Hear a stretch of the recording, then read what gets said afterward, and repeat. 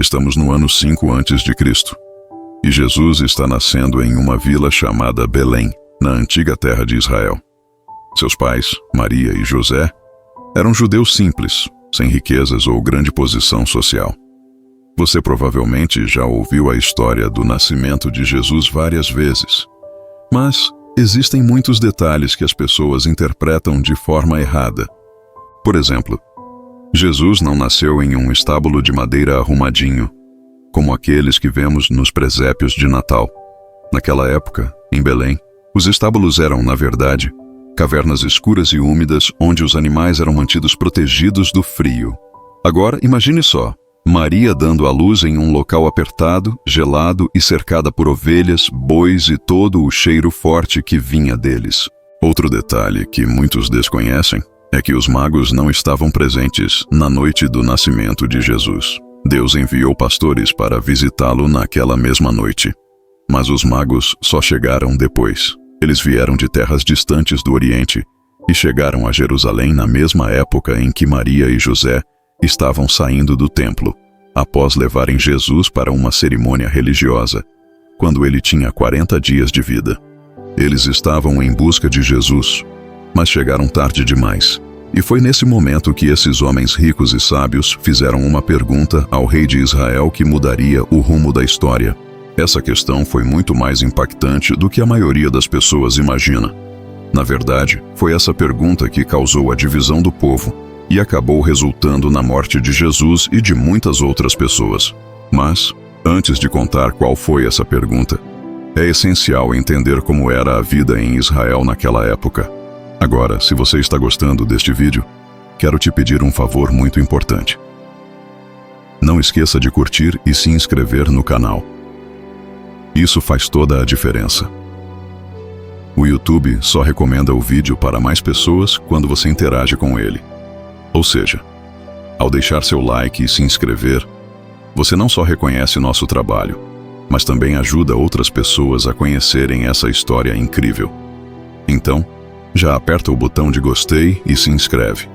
E agora, vamos continuar. O Império Romano havia tomado o controle de toda aquela região, incluindo a pequena nação de Israel, onde Jesus e seu povo viviam. Para manter o domínio, Roma colocou governantes rígidos no poder, como Herodes, o Grande, que era o rei de Israel naquele período. Os judeus estavam ansiosos por um libertador, um rei que pudesse resgatá-los antes que os romanos tomassem tudo de vez. Na verdade, seus antigos profetas já haviam anunciado que um rei seria enviado para salvar o povo. Agora, imagine só o que passou pela cabeça do rei Herodes quando os magos chegaram e perguntaram: "Onde está aquele que nasceu como rei dos judeus?" Não foi a ideia mais inteligente perguntar ao rei atual onde estava seu sucessor. E foi por isso que depois que os magos visitaram Jesus, Herodes mandou matar todas as crianças menores de 2 anos em Belém. Pouca gente sabe disso, mas Herodes não era apenas um personagem bíblico. Ele foi um rei real, conhecido por sua crueldade. Ele era tão violento que até o imperador romano Augusto César disse certa vez: "É mais seguro ser um porco de Herodes do que seu filho." Mas Deus avisou Maria e José sobre o que estava prestes a acontecer. Então, no meio da noite, eles fugiram para o Egito, onde viveram por alguns anos, até que Herodes morreu. Só depois disso, Maria, José e Jesus puderam voltar para sua terra. Eles fizeram uma longa viagem até Nazaré, onde Jesus passou os próximos 27 anos de sua vida de forma simples e discreta. Mas tudo isso mudaria quando ele partisse para Betânia. Algo aconteceria lá que faria as pessoas perceberem que Jesus era muito mais do que apenas um carpinteiro pobre. Embora a Bíblia não traga muitos detalhes sobre a infância de Jesus em Nazaré, sabemos que um dos filhos do rei Herodes, que também se chamava Herodes, estava reconstruindo a capital da Galileia, localizada a apenas alguns quilômetros ao norte da pequena cidade de Nazaré. Na verdade, essa antiga capital, Séforis, ainda está sendo estudada por arqueólogos até hoje. Muitos especialistas acreditam que é bem possível que José, um carpinteiro experiente, tenha levado o jovem Jesus com ele para ajudar nas obras de reconstrução da cidade. Mas será que Jesus já sabia o que esse novo Herodes faria com sua família anos mais tarde? Muita gente acredita que José faleceu nesse período, já que ele nunca mais é mencionado nos relatos depois disso. Quando Jesus completou 30 anos, ele deixou Nazaré e partiu para Betânia, onde algo aconteceria que faria seus conhecidos de infância debocharem dele quando ele voltasse. Enquanto isso, seu primo João vivia como um andarilho no deserto, se alimentando de gafanhotos e batizando as pessoas no Rio Jordão. Naquela época, o batismo era um ritual comum para quem queria demonstrar publicamente seu compromisso com Deus. Mas, quando Jesus foi batizado por João, algo extraordinário aconteceu e deixou todos impressionados. Assim que ele saiu da água, os céus se abriram. O Espírito de Deus desceu sobre ele em forma de pomba, e uma voz poderosa ecoou do céu: "Este é o meu filho amado, em quem tenho grande alegria." Foi assim que o ministério de Jesus teve início oficialmente. Mas ele estava prestes a voltar para sua cidade natal e fazer algo que chocaria tanto seus amigos de infância, vizinhos e mestres da lei, que eles tentariam matá-lo. Mas antes disso, ele ainda tinha algumas paradas muito importantes para fazer. Jesus se afastou da multidão e foi para o deserto da Judéia, onde passou 40 dias sendo tentado pelo diabo. Em um dos momentos, o diabo tentou convencer Jesus a testar Deus, levando-o ao topo do templo e desafiando-o a pular, alegando que os anjos viriam resgatá-lo. Mas Jesus não caiu nessa armadilha. Depois de vencer essa provação, ele voltou para Betânia. Foi então que alguns seguidores de João Batista começaram a segui-lo, entre eles André e outro homem chamado João. Jesus também convidou outras pessoas para se juntarem a ele, incluindo um pescador simples que, ao lado de Jesus, faria coisas incríveis no norte. Agora que Jesus tinha seus primeiros discípulos, não havia tempo a perder. Sua mãe o esperava em uma festa de casamento na cidade de Caná, perto de Nazaré. Entre todos os lugares e milagres que Jesus realizaria ao longo de sua vida, o primeiro aconteceu justamente ali, nessa festa. O anfitrião da celebração ficou sem vinho, o que era um grande problema para um casamento naquela época. Então, Jesus transformou água em vinho, deixando todos que testemunharam o milagre completamente surpresos. Mas esse acontecimento não foi nada comparado ao que Jesus faria na vila de pescadores de Cafarnaum, seu próximo destino. Lá, ele realizaria um milagre que seria ainda mais impressionante do que a maioria das pessoas imagina. Antes disso, porém, Jesus seguiu para Jerusalém para celebrar a Páscoa judaica, uma das festas mais importantes para os judeus. Foi lá que ele pronunciou uma de suas frases mais famosas, aquela que muitos conhecem de cor. Ele disse a um dos líderes religiosos: "Porque Deus amou tanto o mundo que deu seu único filho, para que todo aquele que nele crê não morra, mas tenha a vida eterna." Com essas palavras, Jesus deixou claro que ele não veio apenas para salvar os judeus, mas toda a humanidade. Isso foi algo muito impactante de se afirmar, especialmente considerando que seu ministério, fisicamente, nunca ultrapassou as fronteiras daquela região. Jesus então seguiu para o norte, onde batizava novos seguidores ao lado de seu primo João, no Rio Jordão. Mas, de repente, o rei Herodes ordenou a prisão de João, que acabou sendo executado por criticar o comportamento imoral do rei e da rainha. No caminho de volta para Nazaré, Jesus fez uma parada em um lugar onde poucos judeus costumavam passar, Samaria. Lá, ele parou em um dos poços de água mais conhecidos de toda a Israel, o Poço de Jacó. Esse poço já existia há séculos na época de Jesus e, acredite se quiser, ele ainda pode ser visitado hoje. O arqueólogo Joel Kramer afirma que há fortes evidências de que esse antigo poço está localizado sob uma igreja na Cisjordânia, em Israel. Ele corresponde exatamente à descrição bíblica, além de ser muito antigo e profundo, como diz a Bíblia. Após conversar com uma mulher samaritana sobre a vida eterna, Jesus seguiu para Caná, onde realizou outro milagre: curou o filho de um oficial romano. Finalmente, Jesus retornou à sua cidade natal, Nazaré. Já havia mais de 1 ano desde que ele partira como um simples carpinteiro, e agora ele voltava como um pregador que fazia milagres. Mas as pessoas que o conheciam, desde criança, não estavam prontas para o que aconteceria em seguida. Aliás, antes de continuar, quero te fazer um pedido muito importante. Se essa história está te impactando, se inscreva agora no canal Véu Rasgado e curta o vídeo. Isso faz com que o YouTube entenda que esse conteúdo é relevante e mostre para mais pessoas. Vamos juntos espalhar essa mensagem e construir uma comunidade forte, onde todos aprendem e crescem juntos. Agora, voltando para a história. Jesus foi convidado a ler um trecho do livro de Isaías durante uma reunião da comunidade. O texto falava sobre um rei prometido aos judeus, que traria boas notícias ao povo e faria milagres. Depois de ler a passagem, ele devolveu o rolo, sentou-se e disse algo que deixou todos perplexos. Hoje, essa profecia se cumpriu na presença de vocês. Muita gente não percebe. Mas Jesus não estava apenas dizendo que tinha o poder de curar. Ele estava afirmando ser o rei esperado pelos judeus, aquele que derrotaria o Império Romano e governaria Israel para sempre. Agora, imagine você ouvir um amigo de infância dizendo que ele é o grande rei prometido por Deus. Os moradores de Nazaré ficaram revoltados. Eles não só expulsaram Jesus da cidade, como também tentaram jogá-lo de um penhasco. Por isso, Jesus e seus discípulos se estabeleceram em Cafarnaum, uma cidade de pescadores às margens do Mar da Galileia. Foi lá que Jesus curou um homem de uma doença terrível, que existia há séculos em Israel: a lepra.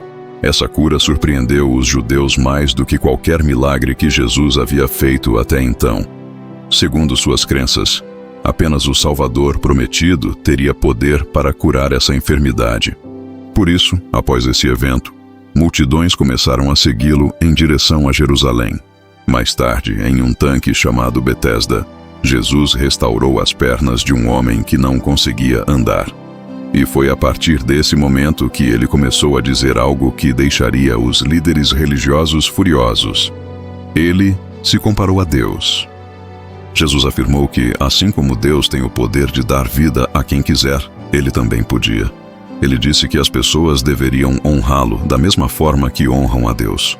Será que ele estava dizendo o que parecia estar dizendo? Os líderes religiosos não gostaram nada disso e começaram a planejar uma forma de acabar com Jesus. Mas, enquanto isso, Jesus voltou para a região da Galileia e escolheu 12 homens para serem seus discípulos e acompanhá-lo por 9 cidades principais. A última dessas cidades seria a mais surpreendente de todas. Vamos passar rapidamente por elas. Primeiro, Jesus voltou para Cafarnaum, onde curou o filho de um oficial romano. Depois foi para a cidade de Naim, onde trouxe de volta à vida o filho de uma viúva. Em seguida, passou pelas cidades de Corazim, pregando e realizando milagres. A quarta cidade que ele visitou foi Betsaida, onde fez algo impressionante. Alimentou 5.000 pessoas com apenas alguns pães e peixes. Mas isso não foi nada comparado ao que ele estava prestes a fazer. Enquanto Jesus orava no alto de uma montanha, seus 12 discípulos embarcaram em um pequeno barco para atravessar o Mar da Galileia. Esse barco provavelmente se parecia com um que foi encontrado no fundo do mar e confirmado como sendo da época de Jesus. Durante a travessia, uma forte tempestade os atingiu e parecia que o barco iria afundar. Mas no meio da ventania e das ondas gigantes, eles viram algo inacreditável: Jesus caminhando sobre as águas. Ele então deu a Pedro o poder de andar sobre as ondas também. E logo depois, acalmou a tempestade apenas com suas palavras. Se você está enfrentando dificuldades na sua vida, nunca se esqueça: Jesus tem o controle sobre tudo. Lembra da multidão que ele alimentou? Essas pessoas seguiram Jesus através do mar até Cafarnaum, esperando ver mais milagres. Mas quando chegaram lá, foram surpreendidas pelo que ele disse. Jesus declarou: Eu sou o pão da vida. Quem se alimentar de mim viverá para sempre. Muitos acharam essa afirmação absurda e, a partir desse momento, deixaram de segui-lo.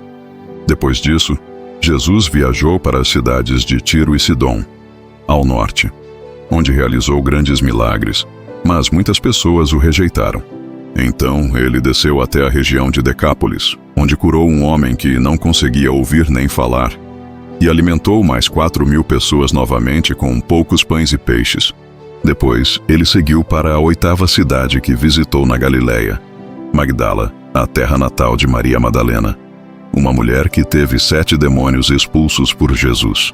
A partir desse momento, ela passou a segui-lo por onde quer que ele fosse.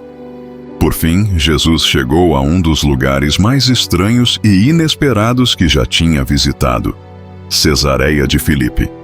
Os discípulos podem ter achado essa viagem um tanto maluca, afinal, não era um destino comum para os judeus, mas Jesus tinha um propósito. Deu uma olhada nesta caverna em Cesareia de Filipe. Na época de Jesus, os judeus acreditavam que essa caverna era um portal para o submundo. Esse local era conhecido pelos rituais perturbadores e imorais que gregos e romanos realizavam em adoração aos seus deuses. Havia ali um santuário para Pan, um deus grego, e foi dessa divindade que surgiu a palavra inglesa panic, pânico. Por todas essas razões, os judeus chamavam essa região de os portões do inferno.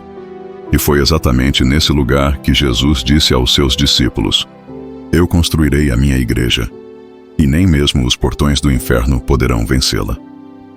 Jesus estava deixando claro que, por mais que o mundo fique cada vez pior, nada pode impedir os planos de Deus para aqueles que o amam e creem nele. Mas ele não apenas falou sobre seu poder, ele também o demonstrou. Levou Pedro, Tiago e João ao Monte Hermon e revelou a eles sua verdadeira forma gloriosa e divina. Foi uma confirmação de que Jesus era muito mais do que apenas um homem. Ele era o próprio Filho de Deus. A jornada de Jesus na Terra estava chegando ao seu momento final. E por isso, ele precisava ir para Jerusalém. Ele tinha algo muito importante para declarar.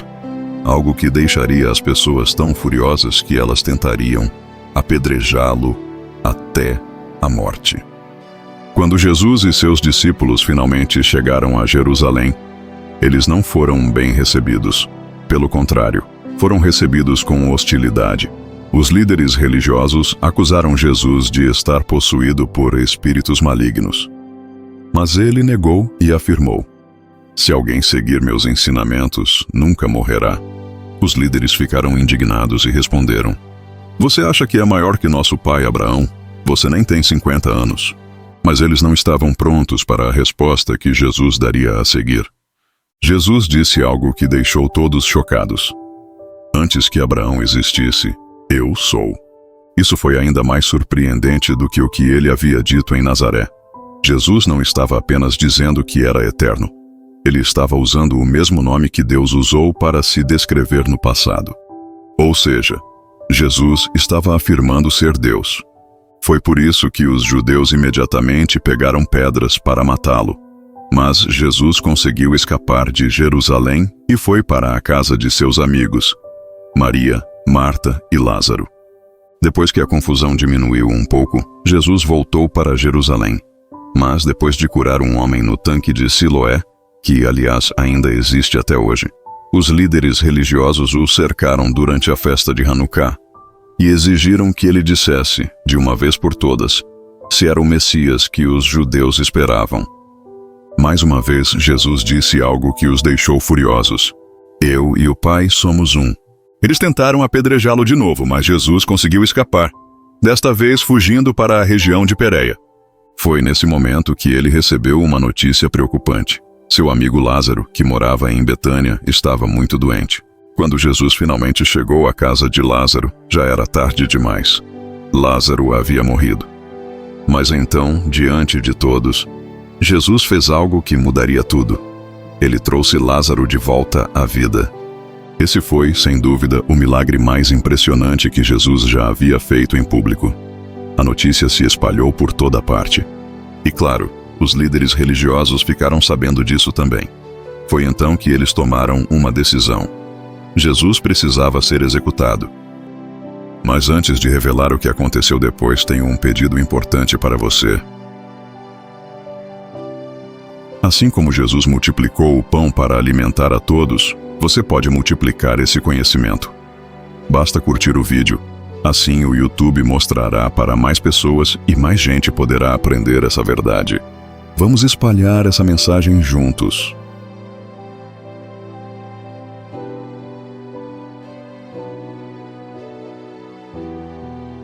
Agora, preste muita atenção, porque o que aconteceu a seguir mudaria a história para sempre.